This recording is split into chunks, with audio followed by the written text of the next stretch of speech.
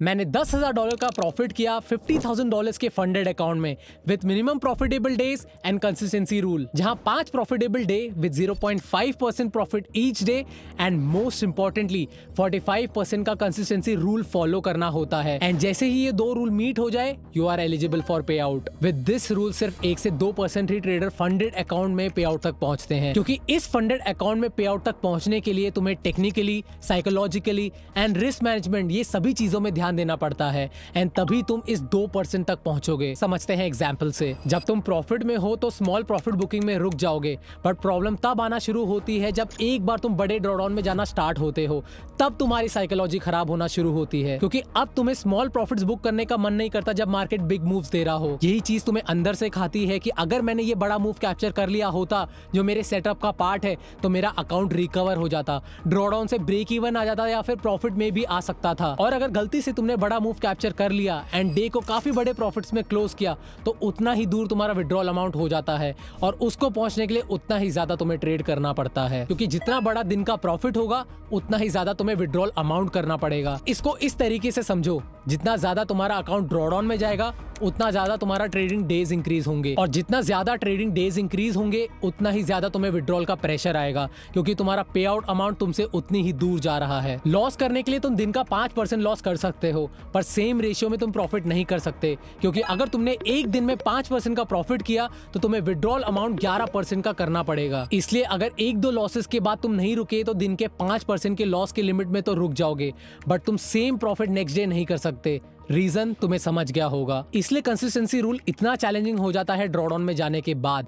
वही सेम चीज तुम्हें मेरे फंडेड अकाउंट में दिखेगी जब मैं 4% ड्रॉडाउन तक गया था, एंड कैसे उसके बाद मैंने अपने सारे ट्रेड्स प्लान किए एंड मैं कितना दिन का मैक्सिमम प्रॉफिट करूंगा जिससे मैं विड्रॉल अमाउंट तक इजीली पहुंच जाऊं। तो अगर तुम अपनी strategy, risk management and psychology ये सभी चीज कंसिस्टेंटली डिसिप्लिन के साथ फॉलो करते हो तो तुम पे आउट स्टेज तक पहुंच जाओगे। ये तुमने मेरे फेज 1 के वीडियो में भी देखी होगी जब मैं 3 बार ड्रॉडाउन तक भी गया।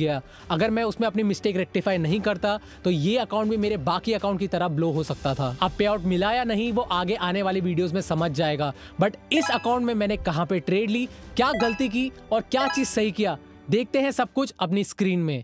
तो शुरू करते हैं अपने ट्रेडिंग डैशबोर्ड से, देन देखेंगे ट्रेड बाय ट्रेड सारी डिटेल्स। तो यहाँ पे तुम्हें दिखेगा मेरा पे आउट सेक्शन इनेबल हो चुका है। इसके बाद मैं मल्टीपल ऑप्शन सेलेक्ट कर सकता हूँ अपने कन्वीनियंस के हिसाब से मुझे किस वे में पे आउट चाहिए। यहाँ पे हम देख लेते हैं कौन कौन से ऑप्शन हमें दिखते हैं। तो यहाँ पे तुम्हें दिख जाएगा मेरा withdrawal amount and payment method, जो हम लोग आने वाले वीडियोस में इन डेप्थ में डिस्कस करेंगे। मैं किस वे से पे आउट ले रहा हूँ और क्या रीजन है उसमें पे आउट लेने का। तो यहाँ पे तुम्हें दिख जाएगा बैलेंस इन इक्विटी इज $60,104, जो की 10.1% अप है, एंड हमारा कंसिस्टेंसी स्कोर है इसमें 19.18%, जो कि 45% के अंदर ही है। एंड हमने फेज 1 एंड फेज 2 अकाउंट में देखा था, वहां पे हमारा कंसिस्टेंसी स्कोर था 50% का, बट फंडेड में आके कंसिस्टेंसी स्कोर हो जाता है 45%, जिसका मतलब है अगर मैंने एक दिन में $500 का प्रॉफिट किया तो मुझे टोटल विड्रॉल अमाउंट मिनिमम $1,100 का करना पड़ेगा, तभी जाके मेरा कंसिस्टेंसी रूल सेटिस्फाई होगा एंड मैं पे आउट के लिए एलिजिबल होऊंगा। तो मैंने कैसे कंसिस्टेंसी स्कोर को ध्यान में रख के ट्रेड्स प्लान किए वो हम आगे वीडियो में डिस्कस करेंगे। पे आउट के लिए एक और कंडीशन है जो हम देखते हैं। तो नेक्स्ट यहाँ पे तुम्हें दिखेगा ट्रेडिंग डेज इज 9/5, एंड यहाँ पे ट्रेडिंग डेज का मतलब है हमें 5 मिनिमम प्रॉफिटेबल डेज करना पड़ेगा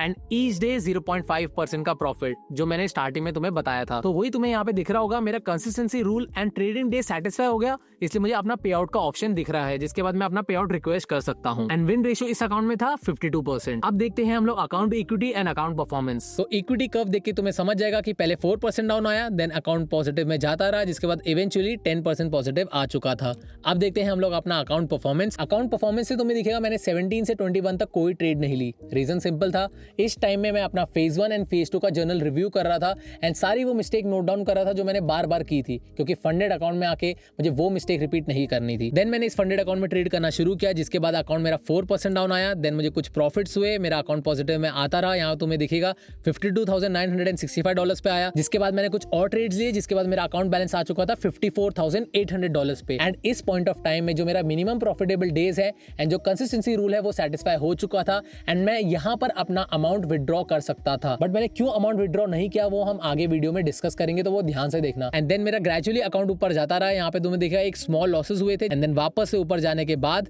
मैंने $10,104 का प्रॉफिट कर चुका था, जिसके बाद मैंने डिसाइड किया कि अब मेरा 5 फिगर अमाउंट पहुंच चुका है एंड इस अमाउंट को अब मैं विड्रॉ कर लेता हूं। अगर तुम मेरे इस फंडेड अकाउंट में ट्रेडिंग डेज देखोगे जो स्टार्ट होता है 21 से एंड एंड होता है 6 को, तो मैंने जो भी ये 5 फिगर का प्रॉफिट किया है वो किया है 2 वीक में। तो यहाँ पे मेरा मोस्ट ट्रेडेड पेयर है गोल्ड और यहाँ पे USD JPY भी दिख रहा होगा। यहाँ पे मैंने 2 ट्रेड ली थी, उसका भी एक रीजन है, वो तुम्हें ट्रेड में समझेगा। और ये सारी डिटेल्स ध्यान से देखना क्योंकि हर एक ट्रेड की डिटेल्स इंपॉर्टेंट है समझने के लिए कि कैसे मैं $10,000 के प्रॉफिट तक पहुंचा। अब देखते हैं हम लोग स्टैटिस्टिक्स। वहां पे तुम्हें दिखेगा जो मेरा एवरेज विन रहा है वो है $995 का and average loss was $227 and मेरा बेस्ट ट्रेड था $2,263 का। उसी दिन पे मैंने USD JPY में ट्रेड लिया था। वो ट्रेड थी कंसिस्टेंसी रूल को मेंटेन करने के लिए एंड मैंने क्यों लिया, ऐसा क्या रीजन था, वो हम ट्रेड में डिस्कस करेंगे। एंड देन तुम्हें दिख जाएगा वर्स्ट ट्रेड इज $953 जो कि 2% के अराउंड है, उसका रीजन भी हम लोग ट्रेड में डिस्कस करेंगे। देन आता है डेली समरी, जो मैंने पहले बताया था कि डे के एंड में हमारी इक्विटी क्या चल रही है वो बताता है। तो हम लोग डायरेक्टली डेली पीएनएल चेक करते हैं क्योंकि daily summary and daily PNL almost same ही होता है। वहां से हमें समझ जाएगा कि कैसे मैंने कंसिस्टेंसी रूल को मेंटेन करके अपना अकाउंट पॉजिटिव में लाता गया। तो अब हम देखते हैं अपना डेली पीएनएल। तो मैंने अपना फर्स्ट ट्रेड 21 को प्लेस किया था एंड मैंने वहां पे 2 ट्रेड ली थी एंड 2 ट्रेड को मिला के अप्रॉक्सिमेटली 2% रिस्क हुआ था जो मैंने नेक्स्ट डे बुक किया। एंड मैंने नेक्स्ट डे भी एक ट्रेड ली थी जिसके बाद मेरा एसएल हिट हो गया एंड मैंने तीनों में लॉस बुक किया, जिसके बाद मेरा ओवरऑल लॉस हो चुका था $1,893 का। एंड इस डे के बाद मैं 4% डाउन आ चुका था एंड देन मैं ट्रेड करना है 23rd को। एंड ये वाला दिन ध्यान से देखना क्योंकि यहां पर डिसाइड किया था मैंने कि मैं कितना दिन का प्रॉफिट बुक करूंगा जिससे मेरा कंसिस्टेंसी रूल मेंटेन रहे एंड मैं विड्रॉल तक भी पहुंच जाऊं। 23rd को मॉर्निंग में स्मॉल प्रॉफिट्स बुक करने के बाद मेरा 4 आवर में एक ट्रेड बन रहा था एंड वो मेजर रेजिस्टेंस लेवल पे था एंड मेरा टारगेट भी उसमें काफी बड़ा था। मेरा ऑनगोइंग पोजीशन जो उसमें चल रहा था वो चल रहा था $3,000 का। इस मोमेंट पे मुझे डिसाइड करना था कि मैं दिन का कितना प्रॉफिट बुक करूं जिससे मेरा ओवरऑल विड्रॉल अमाउंट सही बैठे। अगर मैं वो $3,000 सेम डे पे बुक कर लेता तो मुझे ओवरऑल विड्रॉल अमाउंट 6,000 तक पहुंचना पड़ता और उससे पहले मैं पे आउट नहीं ले पाता। तो मैंने डिसाइड किया कि मैं एक दिन में $1,500 का प्रॉफिट बुक करूंगा जिससे मेरा ओवरऑल विड्रॉल अमाउंट पहुंचेगा $3,300 का, कंसिडरिंग कंसिस्टेंसी स्कोर ऑफ 45%। क्योंकि मैं अगर 45% कंसिस्टेंसी स्कोर को ध्यान में रखता हूं तो $1,500 के हिसाब से मुझे $3,300 का प्रॉफिट बनाना पड़ेगा एंड मैं तभी विड्रॉ कर सकता हूं। तो वही तुम्हें यहाँ पे दिख जाएगा। मैंने 23rd को बुक किया $1,473 का प्रॉफिट जो कि $1,500 के अंडर ही था एंड मेरे प्लान के हिसाब से वो सही चल रहा था। तो वही मैंने 24th को किया। मैंने 24th को भी $1,480 का प्रॉफिट बुक किया। अब आ गया 25th। तो जैसा मैंने पहले बताया था मेरा प्लान था $1,500 प्रॉफिट बुक करने का, बट यहाँ पे मुझसे एक गलती हो गई जहाँ पे मुझे कम लॉट साइज एग्जिट करना था, गलती से मुझसे ज्यादा लॉट साइज एग्जिट हो गए एंड वहां पर मैंने प्रॉफिट बुक किया था $2,400 का। तो मेरा दिन का प्रॉफिट हो चुका था $2,400 एंड 45% कंसिस्टेंसी रूल को कंसीडर करके मुझे ओवरऑल विड्रॉल अमाउंट पहुंचना पड़ता $5,000 से भी ज्यादा। तो मेरा जो पूरा प्लान था वो पूरा गड़बड़ हो चुका था क्योंकि जो डिफरेंस था वो काफी ज्यादा हो चुका था। तो ये डिफरेंस कंपनसेट करने के लिए मैंने उस दिन पे USD JPY में ट्रेड ली एंड छोटे लॉस बुक किए। तो देखो ट्रेड लेना पड़ रहा है लॉस को बुक करने के लिए जिससे मेरा ओवरऑल डे का प्रॉफिट कम हो जाए एंड मेरा विड्रॉल अमाउंट भी कम हो जाए। अब इसके बाद मैं ये भी कर सकता था कि ठीक है मैंने $2,400 का प्रॉफिट बुक किया है तो ओवरऑल प्रॉफिट ज्यादा करूंगा, बट मुझे अपने प्लान के साथ स्टिक रहना था एंड 45% कंसिस्टेंसी रूल को कंसीडर करके मुझे $3,300 के अराउंड ही लाना था। बट इस बार $1,900 का प्रॉफिट बुक हो चुका था तो मैंने बोला ठीक है $4,300 प्रॉफिट तक मैं जाऊंगा एंड उसके बाद मैं प्रॉफिट लूंगा। तो इस डे के बाद मेरा ये फिक्स हो चुका था कि मुझे $4,300 प्रॉफिट तो मिनिमम पहुंचना ही पड़ेगा टू टेक पे आउट एंड इसी के साथ मैंने ये वीक एंड कर दिया था। तो इस वीक से तुम्हें समझ गया होगा कितना इंपॉर्टेंट होता है कंसिस्टेंसी रूल को कंसीडर करके अपने डेली प्रॉफिट्स को प्लान करना अगर तुम्हें पे आउट लेना है फंडेड अकाउंट से। तो एंड मैंने अपना थॉट प्रोसेस बता दिया कैसे मैंने प्लान किया एंड कैसे जब मेरे प्लान से डिविएट हुआ उसको कवर अप करने के लिए एंड कंसिस्टेंसी रूल को ध्यान में रख के ओवरऑल विड्रॉल अमाउंट तक पहुंचने के लिए मैंने क्या एक्शन लिए। तो ये चीज ध्यान में रखना। देन मैंने नेक्स्ट वीक ट्रेड ली 28th को जहां पे मैंने $1,546 का प्रॉफिट बुक किया। अब तुम्हें यहाँ पे एक और चीज ध्यान में रखनी बहुत जरूरी है कि मैं अब दिन का प्रॉफिट में $1,900 का भी कर सकता हूँ क्योंकि अब मेरा जो ओवरऑल विड्रॉल अमाउंट है वो $4,300 फिक्स हो चुका है। अब $1,900 से ज्यादा प्रॉफिट बुक करता हूँ तो मेरा वो चेंज होगा, नहीं तो वो चेंज नहीं होने वाला। इसलिए यहाँ पे तुम्हें दिख जाएगा मैंने 1,500 में ही बुक कर दिया। बुक करने के लिए मैं $1,900 तक भी जा सकता था बट मैंने उसको पहले ही क्लोज कर दिया। देन उसके बाद ब्रेक इवन पे क्लोज किया। देन 30th को मैंने $286 का प्रॉफिट बुक किया एंड इसके बाद मेरा $4,300 का विड्रॉल अमाउंट जो मुझे पहुंचना था वो and 5th profitable day complete हो चुका था एंड इसके बाद मैं पे आउट ले सकता था। बट इसके बाद भी मैंने क्यों पे आउट रिक्वेस्ट नहीं किया अब वो समझते हैं। तो अब मेरा जो विड्रॉल अमाउंट मिनिमम होना चाहिए वो होना चाहिए $4,300 का। एंड मैंने 5th प्रॉफिटेबल डे भी कंप्लीट कर लिया आज। एंड मेरा जो करंट बैलेंस चल रहा था वो चल रहा था $4,800 का। तो मेरा जो विड्रॉल अमाउंट है 4,300 का एंड जो मेरा करंट बैलेंस है 4,800 का, उसमें $500 का गैप है। तब मैंने डिसाइड किया कि मैं ये $400 का रिस्क करके ट्रेड लूंगा। अगर मेरा लॉस भी होता है तो भी मैं विड्रॉ कर सकता हूं अमाउंट, अगर प्रॉफिट में जाता है तो मैं प्रॉफिट में प्रॉफिट रिस्क करके अकाउंट को स्केल कर सकता हूं। तो ये मेरा माइंडसेट था एंड यही रीजन था मैंने क्यों ट्रेड लेना शुरू किया। इवन दो मैंने 5 प्रॉफिटेबल डेज कंप्लीट कर चुके थे एंड जो मेरा विड्रॉल अमाउंट है $4,300 का वो भी कंप्लीट हो चुका था। एंड इसके बाद मैं ट्रेड करता गया क्योंकि विड्रॉल तो मैं कभी भी ले सकता था, बट ये टाइम था स्केल करने का। एंड इसी तरीके से मैं स्केल करता हूं क्योंकि प्रॉफिट पे प्रॉफिट रिस्क करके ही हम अकाउंट को स्केल कर सकते हैं and that is the only way to scale the account. Otherwise तुम अपना विड्रॉ भी ले सकते हो। बट ये था मेरा थॉट प्रोसेस जो मैं तुम्हें अच्छे से बता दिया। तो अब देखते हैं मैंने बाकी ट्रेड्स कैसे ली। तो यहाँ पे तुम्हें दिखेगा मैंने वो ट्रेड ली थी फ्राइडे को जहां पे मैंने प्रॉफिट बुक किया $1,630 का। एंड ये कौन सी ट्रेड थी वो हमें ट्रेड के डिस्कशन के टाइम समझ आएगा। देन मैंने 4th को $1,925 का प्रॉफिट बुक किया। तो यहाँ से तुम्हें समझ रहा होगा जो मैंने कंसिस्टेंसी रूल को ध्यान में रख के जो प्लान बनाया है मैं वो भी फॉलो कर रहा हूँ और मैं अपना ट्रेडिंग प्लान भी फॉलो कर रहा हूँ। इतना इंपॉर्टेंट हो जाता है डिसिप्लिन को ध्यान में रखना अगर तुम कंसिस्टेंसी रूल वाली प्रोफर्म के साथ ट्रेड कर रहे हो। तो मैंने 4th को प्रॉफिट बुक किया $1,900 का। देन 5th को मैंने 1% का लॉस बुक किया जो था $515 का। देन 6th को 1% का प्रॉफिट बुक किया। देन 7th को मैंने प्रॉफिट बुक किया $1,638 का, जिसके बाद मेरा ओवरऑल बैलेंस या फिर प्रॉफिट $10,100 पे आ चुका था। एंड ये मेरा अल्टीमेट गोल था इस अकाउंट से 5 फिगर्स प्रॉफिट तक पहुंचने का, जो मेरा अचीव हो चुका था। क्योंकि ऐसी प्रोफॉर्म में जहां पे फंडेड अकाउंट में 45% का कंसिस्टेंसी रूल हो एंड 5 प्रॉफिटेबल डेज हो, उसमें 5 फिगर्स के प्रॉफिट तक पहुंचना काफी बड़ा माइलस्टोन होता है। एंड इसके बाद मैंने डिसाइड कर लिया था कि ये अमाउंट को मैं विड्रॉ करूंगा एंड इसके बाद कोई ट्रेड नहीं लेने वाला। इसलिए हमें हर एक ट्रेड या फिर हर एक अकाउंट का डिसाइड करना पड़ता है कि कब हम उसमें आके रुकेंगे।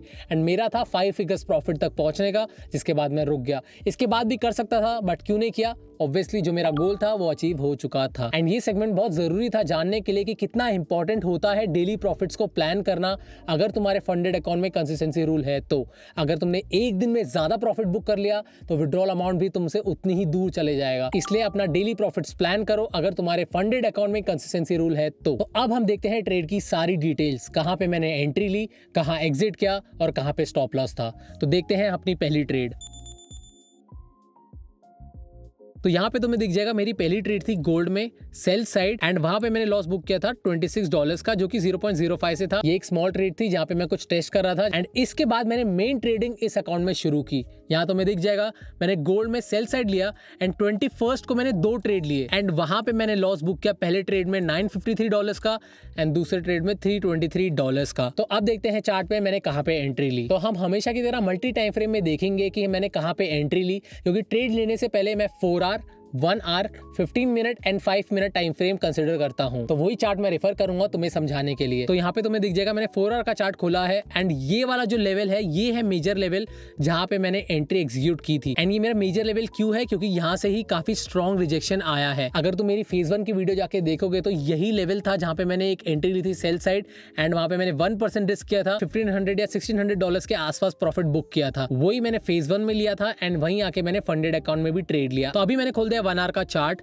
यहाँ पे तुम्हें देखेगा ट्रेंड लाइन बनी है, ट्रेंड लाइन का ब्रेकआउट हुआ, मार्केट रीटेस्ट करने आया एंड वापस से मार्केट ऊपर जाने लग गया एंड मैं वेट कर रहा था मार्केट का इस रेजिस्टेंस लेवल पे आने का। तो अभी मैंने खोल दिया 15 मिनट का चार्ट। मार्केट जैसे ही इस एरिया के आसपास आया मैंने यहाँ पे एंट्री ली एंड जो मेरा एसएल है मैंने इस स्विंग के ऊपर रख दिया। जैसा मैंने तुम्हें बताया था मैं 1% रिस्क कर रहा था, बट मेरी एंट्री यहाँ पे थोड़ी पहले हो गई, इसलिए मेरा जो एसएल है इसमें थोड़ा बड़ा बैठ गया। देन मार्केट यहाँ पे ऊपर जाता रहा, वापस नीचे आया, देन वापस ऊपर गया, देन यहाँ पर मैंने एक और एंट्री ली और यहाँ पर मेरी आइडल एंट्री होती। क्यों? क्योंकि यहाँ पे मेरा स्टॉप लॉस छोटा बैठता एंड यहाँ पे तुम देखिएगा यहाँ पे डबल टॉप का फॉर्मेशन भी होने जा रहा था, इसलिए मैंने यहाँ पे एक और एंट्री ली। जिसके बाद मार्केट मेरे फेवर में आना शुरू हुआ एंड यहाँ पे स्लो सेलिंग हो गई एंड देन यहाँ पे बाइंग आना शुरू हुई एंड इन दोनों ट्रेड के एसएल हिट होने के बाद I booked a loss of $953 in first trade and $323 in second trade. अब देखते हैं हम लोग नेक्स्ट ट्रेड। तो नेक्स्ट ट्रेड ली थी मैंने गोल्ड में ही सेल साइड, जो कि मैंने नेक्स्ट डे ली 22 को, एंड वहां पे मैंने लॉस बुक किया $612 का। अब देखते हैं चार्ट में मैंने कहां पे एंट्री ली। तो इसमें हम डायरेक्टली डिस्कस करेंगे 15 मिनट का चार्ट, क्योंकि मैंने 4 आवर एंड 1 आवर में ऑलरेडी एक्सप्लेन कर चुका है पिछले चार्ट में कि क्या व्यू था एंड क्यों मेरा ये मेजर रेजिस्टेंस लेवल था। तो जैसी मार्केट इस लेवल पे वापस आया, मैंने एंट्री ली, NSL 1% पे रख दिया, जिसका SL इवेंचुअली हिट हुआ and I booked a loss of $612। And जो इन ट्रेड्स में मिस्टेक हुई थी, पहली अर्ली एंट्री, दूसरी मेजर रेजिस्टेंस लेवल पे मल्टीपल ट्रेड्स लेना, जो हमने फेज 1 की वीडियो के टाइम डिस्कस किया था, वो इतनी मेजर मिस्टेक नहीं थी यहाँ पे, बट मैं यहाँ पे अवॉइड कर सकता था। यहाँ पे मैं 1 या 2 ट्रेड लेता तो लॉस मिनिमाइज हो जाता। तो मैंने ये 2 चीज नोट डाउन की एंड वही चीज लेके मैं नेक्स्ट डे ट्रेड करने आया। तो मैंने नेक्स्ट डे ट्रेड ली गोल्ड में बाय साइड एंड वहां पे मैंने लॉस बुक किया $5 का। इसके बाद मैंने एक और ट्रेड ली थी, वो भी हम देख लेते हैं। दूसरी ट्रेड भी दिख जाएगी गोल्ड में ही सेल साइड एंड वहां पर मैंने ब्रेक इवन पे ही एग्जिट किया $2 पे ही। अभी हम देखते हैं चार्ट में मैंने कहां पे एंट्री ली, जिसके बाद मेरा जो 2 ट्रेड है वो ब्रेक इवन पे एग्जिट हुआ। उसके बाद हम डिस्कस करेंगे इसी दिन पे मैंने बाकी कौन सी ट्रेड ली। तो इस ट्रेड का मैंने एक ही चार्ट अपलोड किया है, क्योंकि ये मैंने स्मॉलर टाइम फ्रेम में लिया था, जो कि स्कैल्प ट्रेड ही थी। यहाँ पे तुम्हें दिख जाएगा जो मेरा मेजर रेजिस्टेंस लेवल था 4 आवर का, वो ऑलरेडी ब्रेक हो चुका था एंड ये मेरे सेकंड मेजर रेजिस्टेंस लेवल पे, जो कि 4 आवर का था, वो वहां पर आ चुका था मार्केट। यहाँ तुम्हें दिखेगा जो मेरी पहली ट्रेड की एंट्री थी वो थी इस प्राइस पे एंड मार्केट मेरे फेवर में गया, 1:1 ऑलरेडी दे चुका था, तो मैंने उसको ब्रेक इवन पे शिफ्ट कर दिया। मार्केट यहाँ से रिवर्स हुआ, मेरा कॉस्ट टू कॉस्ट हिट किया एंड मेरा ब्रेक इवन पे ये वाला ट्रेड क्लोज हो चुका था। सेकंड ट्रेड थी मेरी इस प्राइस पे, जिसके बाद मार्केट मेरे फेवर में गया। उसके बाद मैंने अपना जो स्टॉप लॉस है ट्रेल करके कॉस्ट टू कॉस्ट पे रख दिया था। मार्केट यहाँ से रिवर्स हुआ, मेरा कॉस्ट टू कॉस्ट हिट किया, जिसके बाद मैंने ये ट्रेड भी ब्रेक इवन में क्लोज किया। अब देखते हैं उसी दिन में मैंने और कौन सी ट्रेड ली। तो नेक्स्ट ट्रेड ली मैंने गोल्ड में ही बाय साइड एंड वहां पे मैंने प्रॉफिट बुक किया $813 का एंड यहाँ पे मैं लॉट साइज जो यूज कर रहा हूँ वो कर रहा हूँ 1। अब देखते हैं चार्ट पे कहाँ पे मैंने एंट्री ली। तो अभी मैंने खोल दिया 5 मिनट का चार्ट। यहाँ तो मैं दिख जाएगा एक ट्रेंड लाइन बनाई है, यहाँ पे सपोर्ट है, मार्केट ने इस ट्रेंड लाइन का ब्रेकआउट दिया, रीटेस्ट करने आया, रीटेस्ट के बाद मैंने यहाँ पे एंट्री ली एंड एसएल मैंने इस सपोर्ट के नीचे रख दिया था, बट इस बार मैंने कॉस्ट टू कॉस्ट पे एसएल को ट्रेल नहीं किया। मार्केट वापस नीचे आया, देन फेवर में जाना शुरू हुआ एंड इस एरिया के आसपास मैंने अपना प्रॉफिट बुक किया and I booked a profit of $800। तो अब देखते हैं हम लोग नेक्स्ट ट्रेड ली थी मैंने गोल्ड में सेल साइड एंड वहां पर मैंने पार्शियल प्रॉफिट्स बुक किए थे, वो हम डिस्कस करते हैं पहले चार्ट में, फिर हम देखेंगे यहाँ पे पीएनएल आके, जिससे तुम्हें क्लियर अंडरस्टैंडिंग आएगी कि मैंने क्यों पार्शियल प्रॉफिट बुक किए एंड किस किस लेवल पे आके मैंने प्रॉफिट बुक करना शुरू किया। अभी हम लोग जाते हैं डायरेक्ट चार्ट में। तो चार्ट में हम लोग डायरेक्टली खोलेंगे 4 आवर टाइम फ्रेम, क्योंकि ये लिया था मैंने मेजर रेजिस्टेंस लेवल पे एंड मैंने प्रॉफिट बुकिंग भी उसी के हिसाब से किया। तो अभी मैंने 4 आवर का चार्ट ओपन किया है, ये है मेरा 4 आवर का मेजर रेजिस्टेंस लेवल। क्यों?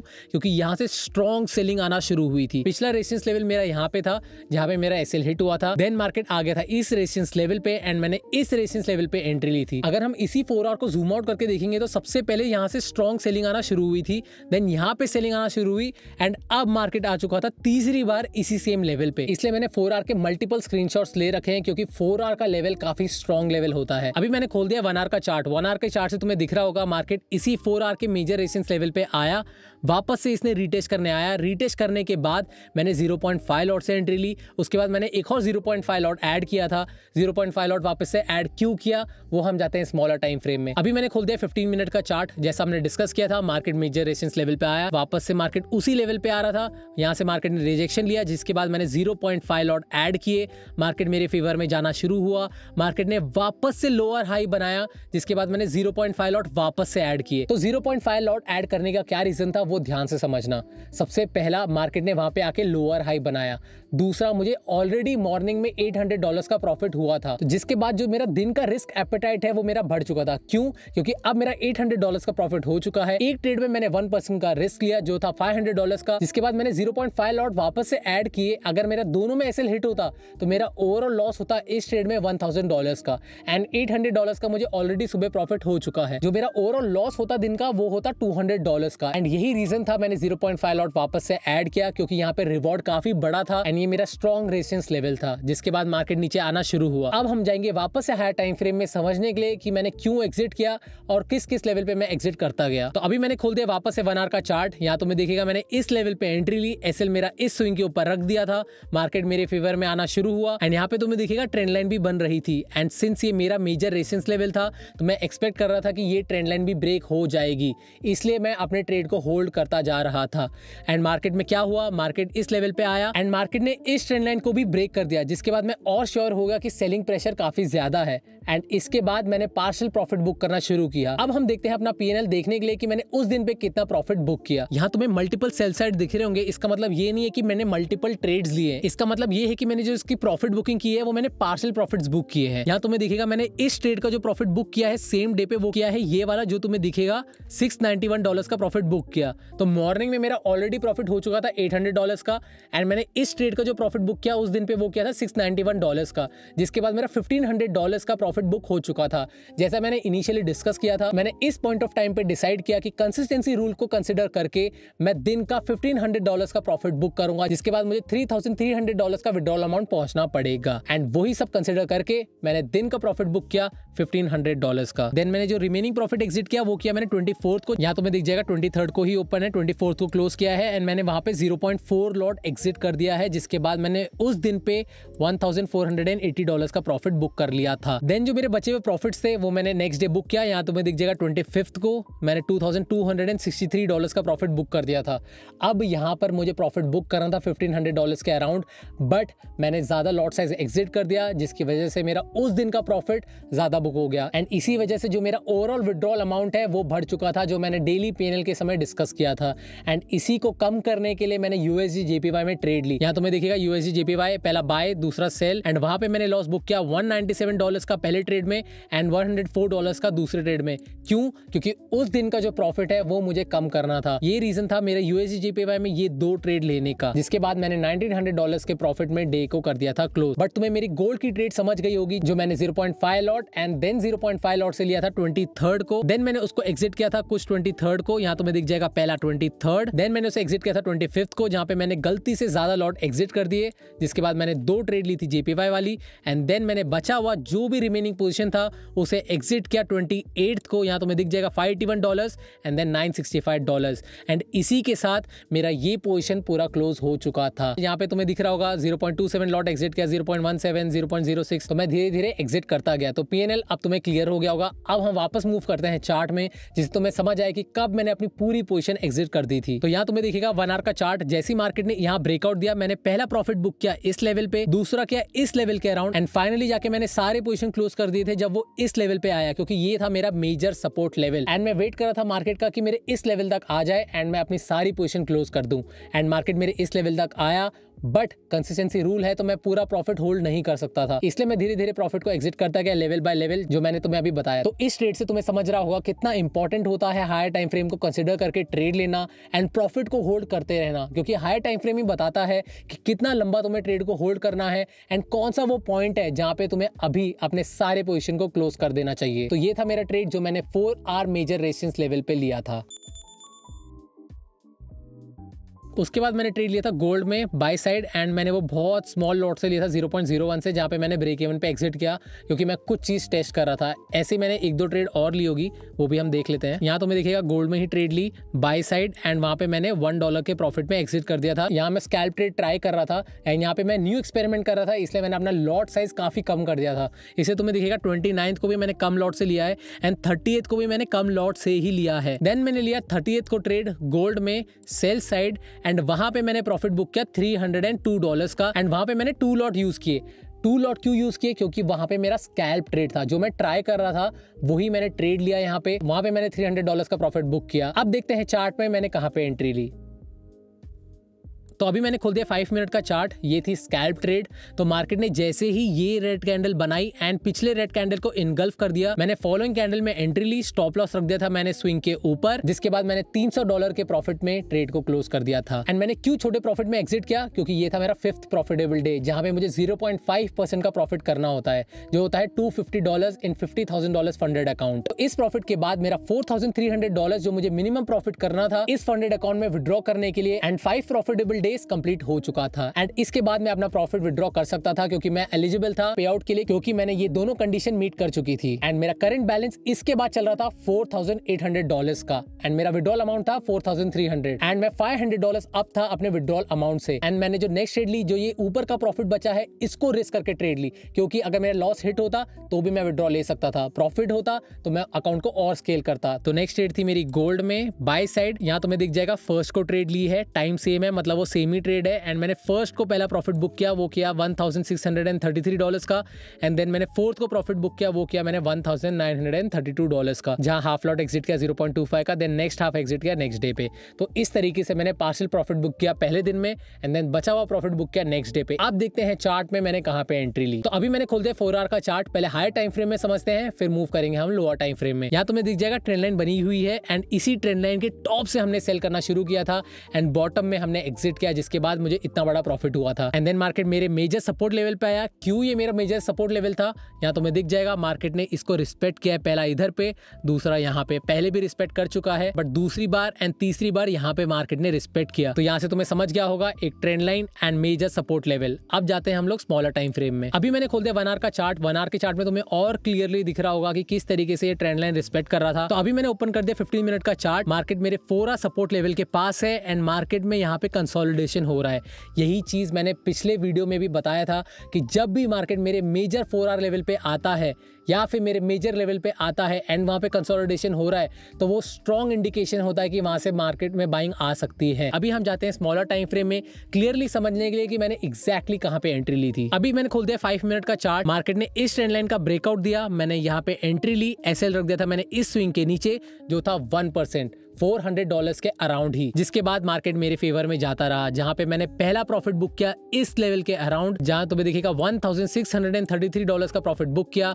देन मैंने बचा हुआ प्रॉफिट क्लोज किया इस लेवल के आसपास, जहां पे मैंने $1,900 का प्रॉफिट बुक किया। तो इस ट्रेड से तुम्हें समझ गया होगा कितना इंपॉर्टेंट होता है higher time frame to lower time frame monitor करना मार्केट को एंड अपने मेजर रेजिस्टेंस लेवल या फिर मेजर सपोर्ट लेवल तक वेट करना मार्केट के आने का। एंड मैंने भी वही किया, मेरे 4 आवर सपोर्ट पे आ गया, मार्केट कंसोलिडेट हो रहा था एंड वहां पे एक ट्रेंड लाइन भी बन रही थी। मार्केट ने उस ट्रेंड लाइन को ब्रेक किया, मैंने एंट्री ली, स्विंग के नीचे सेल रख दिया एंड मैंने पार्शियल प्रॉफिट बुक किया पहले दिन पे $1,600 का एंड बचा हुआ प्रॉफिट बुक किया नेक्स्ट डे पे $1,900 का। तो अब देखते हैं हम लोग नेक्स्ट ट्रेड। देन मैंने नेक्स्ट डे ट्रेड ली गोल्ड में ही बाय साइड एंड वहां पे मैंने 2 ट्रेड ली। पहले ट्रेड में मैंने लॉस बुक किया $6 का एंड दूसरी ट्रेड में मैंने लॉस बुक किया $317 का। अब देखते हैं चार्ट में मैंने कहां पे एंट्री ली। यहाँ तुम्हें दिख जाएगा मार्केट एक अपवर्ड चैनल में है, तो मैंने वहां पर एक ट्रेंड लाइन बनाई एंड मार्केट ने जैसे ही इस ट्रेंड लाइन से रिजेक्शन लिया, मैंने अपना पहला एंट्री लिया 0.5 लॉट से एंड देन मार्केट मेरे फेवर में जाना शुरू हुआ एंड जैसे ही मेरे फेवर में गया, मैंने वापस से यहाँ पे 0.5 लॉट से एंट्री ली एंड सेकंड ट्रेड का ऐसे रख दिया था मैंने entry of the first trade. तो इस तरीके से लेयरिंग की जाती है एंड वही मैंने यहाँ पे किया। मैंने सेकंड ट्रेड का जो एसएल है फर्स्ट ट्रेड के ब्रेक इवन पे रख दिया एंड फर्स्ट ट्रेड का एसएल मैंने ट्रेल करके कॉस्ट टू कॉस्ट पे रख दिया एंड इसी तरीके से मेरा जो लॉस है इस ट्रेड का मिनिमाइज हो चुका था, जिसके बाद मार्केट मेरे फेवर में जाता रहा। टारगेट से जस्ट मिस हुआ एंड मार्केट यहाँ से रिवर्स हो गया। मुझे लगा इसके बाद मेरा टारगेट हिट कर देगा बट देन मार्केट यहाँ से रिवर्स हो गया एंड इवेंचुअली मार्केट नीचे आता रहा एंड यहाँ पर जाके मेरा एसएल दोनों ट्रेड का हिट हो चुका था, जो तुम्हें दिखेगा। पहले ट्रेड में मेरा लॉस बुक हुआ $6 का एंड देन सेकंड ट्रेड में लॉस बुक हुआ $317 का। एंड ये इंपॉर्टेंस होता है लेयरिंग को सही तरीके से करने का, क्योंकि जब तुम्हारा लॉस होता है वो काफी कम होता है एंड जब प्रॉफिट होता है वो काफी बड़ा होता है। हमेशा हमने देखा था जब भी मैं लेयरिंग करता था वो प्रॉफिट में क्लोज होती थी, बट इस बार वो लॉस पे क्लोज हुई है। बट लॉस देखो कितना हुआ है, लॉस हुआ है स्मॉल। क्यों? क्योंकि मैं अपने लॉस को मैनेज करके प्रॉपरली लेयरिंग करके ट्रेड ले रहा था। तो इस तरीके से मैंने इस 2 ट्रेड में लॉस बुक किया था। नेक्स्ट ट्रेड भी मैंने इसी लेवल के आसपास ली थी, जो तुमने दिखेगा गोल्ड में ही बाय साइड एंड वहां पे मैंने $187 का लॉस बुक किया था एंड इस डे पे मैंने और कोई ट्रेड नहीं ली। मैं ट्रेड वापस करने आया नेक्स्ट डे। अब देखते हैं नेक्स्ट डे मैंने कौन सी ट्रेड ली। यहाँ तुम्हें दिखेगा नेक्स्ट डे मैंने ट्रेड ली थी गोल्ड में सेल साइड एंड वहां पे मैंने प्रॉफिट बुक किया था $641 का, जो कि 1:1 के अराउंड ही मैंने क्लोज कर दिया था। अब देखते हैं चार्ट में मैंने कहां पे एंट्री ली। अभी मैंने खोल दिया 15 मिनट का चार्ट। तो इस चार्ट से तुम्हें दिख रहा होगा कैसे मेरा जस्ट एसएल हिट होने के बाद मार्केट ने मेरा एग्जैक्ट टारगेट दे दिया था एंड सिंस ये मेरा टारगेट था जो कि मेरा रेजिस्टेंस लेवल था, मार्केट उस रेजिस्टेंस लेवल से नीचे आना शुरू हुआ एंड यहाँ तुम्हें दिखेगा लोअर हाई बन रहे थे। जैसे ही यहाँ पे तीसरा लोअर हाई बना, मैंने तीसरे लोअर हाई पे एंट्री ली एंड मैंने जो इसका एसएल है इस स्विंग के ऊपर रख दिया, जो कि ये ट्रेंड लाइन है इसके ऊपर रख दिया था एंड मार्केट उसके बाद मेरे फेवर में आता रहा। मेरा एक्सपेक्टेड टारगेट था इस लेवल के अराउंड, बट मार्केट मिडिल से ही रिवर्स हो गया एंड मैंने इसको 1:1 पे ही काट दिया। ये जो येलो लाइन दिख रही है, मैंने इसको 1:1 पे ही एग्जिट कर दिया। इस तरीके से लॉस को मैं मैनेज कर रहा था फंडेड अकाउंट में आने के बाद। एंड ये सब क्यों हो पा रहा था? क्योंकि phase 1, phase 2 and funded account में इतने ट्रेड लेने के बाद मुझे समझ गया था कि किस तरीके से मैं अपना लॉस मिनिमाइज कर सकता हूं। एंड मैंने उसी तरीके से इसमें किया एंड मैंने 1:1 के बाद ट्रेड क्लोज किया and I booked a profit of $641। अब देखते हैं हम लोग नेक्स्ट ट्रेड हमने कहां पे ली। तो नेक्स्ट ट्रेड ली मैंने गोल्ड में बाय साइड एंड उसमें मैंने प्रॉफिट बुक किया $1,638 का, जहां पे मैंने 1% रिस्क किया जो था $500 का एंड 1:3 का रिस्क टू रिवॉर्ड लिया, जहां पे मैंने प्रॉफिट बुक किया $1,638 का। अब देखते हैं चार्ट पे मैंने कहां पे एंट्री ली। तो अभी मैंने खोल दिया 1 आवर का चार्ट। 1 आवर के चार्ट से तुम्हें दिख रहा होगा यहाँ पे एक ट्रेंड लाइन बनी है। मार्केट इसको रिस्पेक्ट कर रहा था। मार्केट ने जब तीसरी बार यहाँ से आके रिजेक्शन लिया, मैंने इस एरिया के अराउंड एंट्री ली, SL 1% पे रख दिया था। अभी हम जाते हैं स्मॉलर टाइम फ्रेम में समझने के लिए कि एग्जैक्टली हमारी एंट्री कहां पे हुई थी। तो अभी मैंने खोल दिया 15 मिनट का चार्ट। यहाँ तो मैं दिख रहा होगा मार्केट ने एक ट्रेंड लाइन बनाई है एंड जैसा हमने हायर टाइम फ्रेम में डिस्कस किया था, मार्केट ये वाले ट्रेंड लाइन को भी रिस्पेक्ट कर रहा था। एंड जैसे ही मार्केट ने ट्रेंड लाइन का ब्रेकआउट दिया, मार्केट वापस आया, यहाँ पे हैमर कैंडल बनाई रिस्पेक्टिंग दिस ट्रेंड लाइन। मैंने यहाँ पे एंट्री ली एंड SL मैंने इस स्विंग के नीचे रख दिया था जो कि ट्रेंड लाइन के नीचे था, जहाँ पे मेरा रिस्क था 1% का, जिसके बाद मार्केट मेरे फेवर में जाता रहा एंड मैंने फाइनली जाके यहाँ पर प्रॉफिट बुक किया। अब मैं प्रॉफिट बुक करने के लिए यहाँ पे भी कर सकता था, बट मैं यहाँ पे वेट कर रहा था एक रिट्रेसमेंट का, बट मार्केट में सडन फॉल आया, जिसके बाद इवेंचुअली मार्केट धीरे धीरे ऊपर जाता रहा एंड मैंने इस एरिया के अराउंड प्रॉफिट बुक किया and I booked the profit of $1,638। अब मैं इस ट्रेड को और भी होल्ड कर सकता था, बट मैंने क्यों होल्ड नहीं किया? क्योंकि जो मेरा गोल था 5 फिगर प्रॉफिट रीच करने का, वो ऑलरेडी हो चुका था, जो था $10,100। एंड इस प्रॉफिट को रीच करने के बाद मैंने सोच लिया था इसके बाद मैं कोई ट्रेड नहीं लूंगा और मैंने कोई ट्रेड नहीं ली। आई होप तुम्हें समझ आया होगा कि मैंने कैसे डेली प्रॉफिट्स को कैलकुलेट किया कंसिस्टेंसी रूल को कंसिडर करके, कैसे मैंने बड़े टारगेट अचीव किए एंड मोस्ट इंपॉर्टेंटली क्यों मैंने ट्रेड लिया इवन दो मैं पे आउट स्टेज तक पहुंच चुका था। तो इस वीडियो में हमने देखा किस तरीके से तुम्हें कंसिस्टेंसी रूल को ध्यान में रख के अपना मैक्सिमम दिन का प्रॉफिट प्लान करना पड़ता है अगर तुम्हें पे आउट स्टेज तक पहुंचना है। मैंने अपने ट्रेड की सारी डिटेल्स एंट्री से लेके एग्जिट एंड वो सारे चार्ट्स जो मैंने अपने जर्नल में सेव किए थे तुम्हारे साथ शेयर किया, जिससे तुम्हें आइडिया आए कि क्या लॉजिक से मैंने एंट्री ली। और इसी तरीके से मैंने कंसिस्टेंसी रूल को ध्यान में रख के 5 प्रॉफिटेबल डेज के साथ $10,100 का प्रॉफिट किया। अब मैं पे आउट को किस में विड्रॉ करने वाला हूं और कैसे विड्रॉ करूंगा हम देखेंगे आने वाले वीडियोस में। Till then keep trading, piece.